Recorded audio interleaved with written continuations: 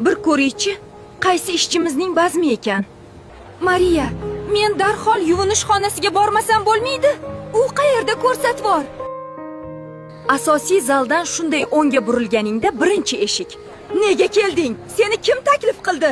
Usti boshingni qara, so'raganingda bironta kiyimlarimdan birini berardim. Boylarni bazmi qanaqa bo'lishiga qiziqqanda sho'rlik. Qo'y, shunga ham asabingni buzasanmi? Tug'ilgan kunni ham beliga tepding. Tezroq ketsang yaxshi bo'lardi menimcha. Xo'y, buncha ovozingiz baland chiqyapti. Kim bilan gaplashayotganingizni bilasizmi o'zi? Oyi bo'ldi-da endi, meni ishimga aralashmang. Nima? U seni oyingmi? Xizmatchi demoqchi edim. Xijolat bo'lmang, Marta xonim. Hammasi joyida.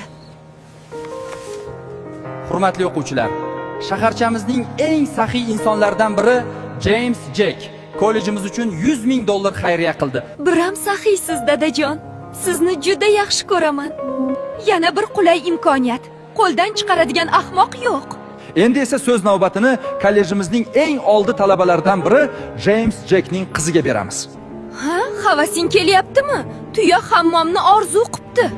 Voy, qara qanday baxtlimiz. Shunday boy dugonamiz bor. Endi butun kollejni bizga havasi keladi. Bu taklifni shaxsan o'zim bergan edim. Axir kollejimizga qo'shimcha qulayliklar yaratilsa, talabalar yanada zavq bilan ta'lim oladi. Dadajon, biram saxovatpesha insonsiz-a? Butun kollejda qilgan xayriyangiz shov-shuv bo'ldi o'zi ham. Buni sen yaxshi joyda tahsil olishingni xohlaganim uchun qildim, qizalog'im. Uni buni qo'y, qorning ham och qolgandir. Kecha hamkorlarim bilan bir zo'r restoranda uchrashgandik. Dadajon, yo'l cheti to'la ovqatlanish shoxobchalari-ku. Meni restoranga olib borishingiz shart emas. Kamtarliging menga oyingni eslatadi. Sen xohlaganday bo'la qolsin. Eliza, bu sensan-ku axir do'stim.